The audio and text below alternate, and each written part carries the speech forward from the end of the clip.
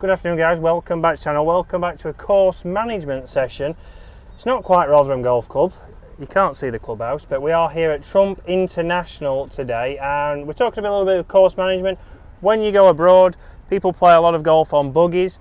One thing they've got here in Dubai is a screen. So when we're talking course management like you would at home, looking where the trouble is off the tee is what we need to do to pick the right club for the tee shot. So here, 260 there is a bunker, we have room to the left but a lot of wasteland. So 260 is the number we want to avoid. We want to, well 266, we want to decide can you hit it past that and carry the bunker.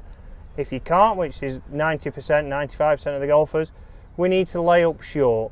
So we're looking at a number, that a club that's not going to reach the trouble. So for me, we're looking at a 250 shot out here in this weather. For me, that is a 4 iron. Normally it would not be a 4 iron, but I know this is going to come up short. It's then going to leave me something like a wedge into the green.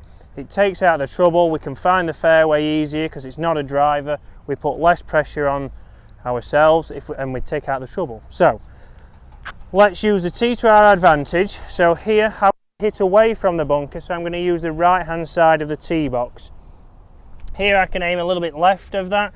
If it does have my normal fade on, it's still not going to reach there, and I know it's not going to reach there anyway because it's the right club, but I can aim away from that and then have a better angle into the green. Again, by using that we can see where we want to go into the green.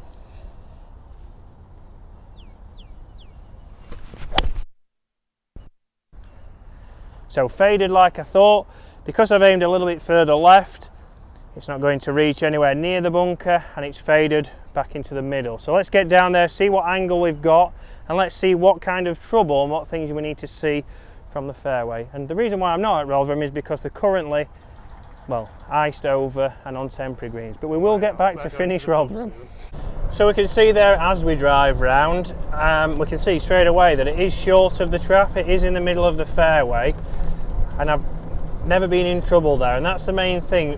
I could have got a little bit closer if I'd have had a 5-wood or a 3-wood, but I'd be trying to guide that. I want to see a lot of people on the tee, okay, it's 266, I can hit this 260, but then they get a little bit on the tee, they start to try and guide it a little bit more, and then, oh, get my shadow out of the way, and then end up duffing it and leaving it nowhere near. So here, what we've got to look at now, we've got a ravine, or a ravine, we're going to go with ravine as the word. We've got I don't think it's seen much water. No, it hasn't seen much water. It's a desert. Okay, we're going to go opposite of a ravine. Okay, we've got some wasteland in between us and the green, which a lot of people would focus on, but we don't want to think about that. We're looking where the pin is. The pin's at 163, and what we now want to think when we're coming into the green, got there eventually, put the old hip out. 163, a lot of people focus on that number here. I've got to hit it 163, right, my 5 iron goes 163, they carry it straight to the flag, it comes in low, it has no spin, and it runs through the back. And I know here from experience that the green slopes back to front, as a result we'd leave ourselves a very difficult shot coming back. So we need to think here, 163, what club's going to land at probably 160 and then run out a little bit, something that's going to land a little bit short and then run out to the flag, not something that's landing on the number or past it. So here, can I interrupt you? Look how many ball marks are in that bunker that have rolled back into it. They've been caught out. Correct. A lot of drivers, they think they can get over, and here you're not gaining anything, are you, either? No, and we'll show you as we drive round. If you do carry it over, and if you was somebody who could hit it far enough, if you was off forward tees and you can get over, you'll see there's not much room before there, and not the ravine, the wasteland. So here I'm going to go straight at the flag, so I'm going to pick something just in front of me, up to, and then from, build my stance. So here, hopefully we can get this online.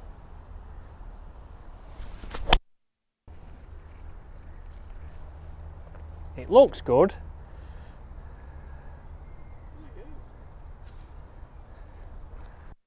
Was it a good shot? Yeah.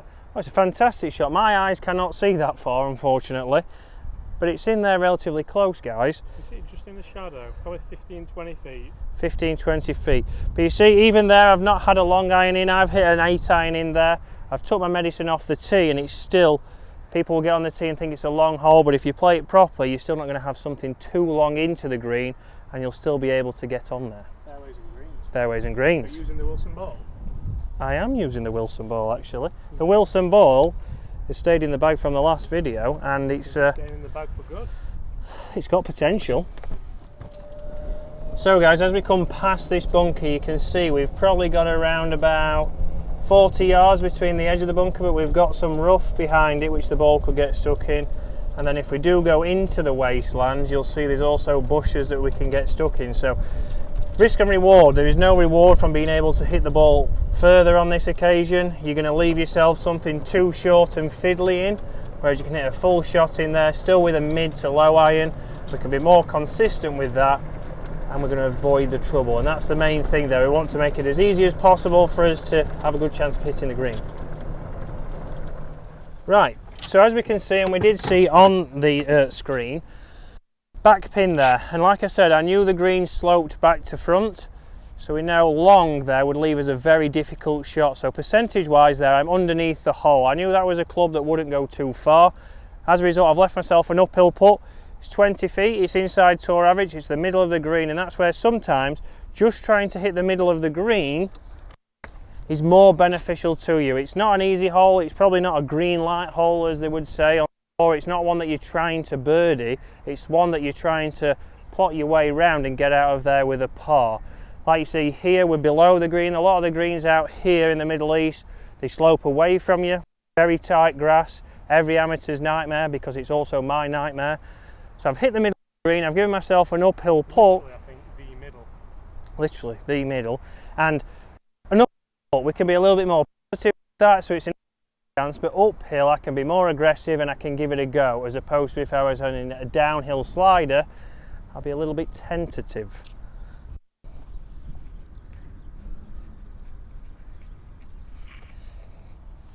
Right. So the Wilson will get a bit of a spring clean, but through the normal process out here, guys, we have got a little bit of rain, so it's a little bit different. If you're watching, if you're in the US, I know somebody commented yes on yesterday's video, depending when this goes on, it was last week, commenting on grain. In Florida, a lot of grain, aim point doesn't always work on there. We need to take into account, right, if we see something dark, we know that it's into the grain. We can see then at the end of the putt, the last 6 feet is down grain. So we know we've got to take a little bit more time over our pace control here. So I don't see much movement in this putt, but the main focus here is take a little bit more or a little bit longer over the practice strokes. Really focusing on how I would throw that ball and then come in.